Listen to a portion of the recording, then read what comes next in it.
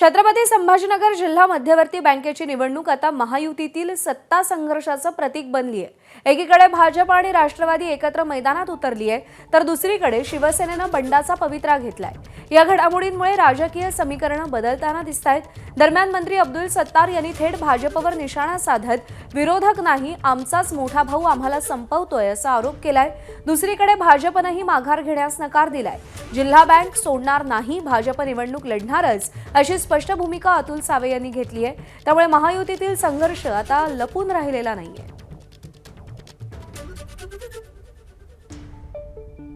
आमच्या संस्था आम्हाला हरवून कदाचित काँग्रेस, शरदचंद्रजी पवार साहेबांचे पक्ष असेल किंवा अजून उबाटा असेल, या लोकांनी आमचा पद घेतला असता तर आम्हाला त्याचं वाईट बी नाही वाटलं असतं। पण आमचाच मोठा भाऊ आमच्या छोट्या भावावर अशा पद्धतीने करेल तर आज तर संकटामध्ये मी आणि हे आहे, आम्ही दोघंही संकटामध्ये। ठीक आहे, टप्प्याटप्प्याने हे सर्व येणार आहे। असं काही बँक कोणाला आम्ही देणार नाही, स्पष्ट सांगतो।